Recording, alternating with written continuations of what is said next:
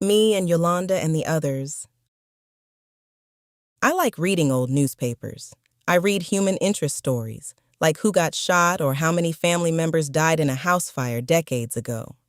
I like the time and distance between the stories. Anything too fresh I can't deal with right now. I found this story about a 34-year-old African-American mother of 5 who got shot and she was 8 months pregnant. Happened in November of 2000, my birth month. In 2000, I wasn't doing nothing. I had dropped out of college. I was living in a kitchenette in a brownstone. My family used to live there with me. But they had moved out in 1994 when they bought a house. They left me behind to fend for myself. I couldn't keep a job, and my family truly hated this. In November of 2000, I never knew that Yolanda Coles was a breathing human. How was I to know? I lived and still do in Brooklyn, and she lived all the way in Richmond, Virginia in the projects. I brought a cake for my birthday from Maxwell's Bakery. It was a strawberry and pineapple filling cake. It had plastic roses for decorations, and I paid for it with food stamps. I can't remember if I got the cake on my birthday, before, or after. Yolanda got shot in the early morning hours of Monday, November 6th.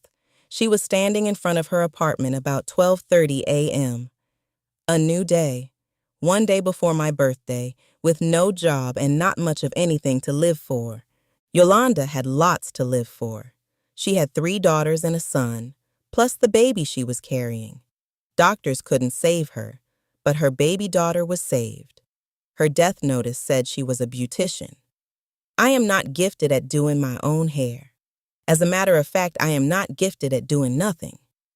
That song, What Am I Living For?, plays in my head. My mother thinks, and still to this day, that I am living for nothing. Why can't I be productive? She tells me. Yolanda's story and death didn't play a large role on the stage of life. Each article I find repeats the same thing. She was shot. Her family is devastated and is quoted by victims advocate Alicia Raisin. We don't hear the words of sorrow and anger coming directly from the mouths of Yolanda's family. How am I supposed to trust this Ms. Raisin woman? Yolanda don't belong to me, but I want to claim her. I want to become one of the daughters that she has left behind. I want to become Yolanda. My mother once told me that if I should die before her, that she would shed a simple little tear. And that would be the end of that. Yolanda's obituary says that her 5 children, father, and other family would cherish her memory. Where is her mother? I find an obituary from February of 2000. Yolanda's infant daughter, Little Miss Destiny, died on Valentine's Day. Shit, 9 months before she is shot and killed, she buries an infant daughter.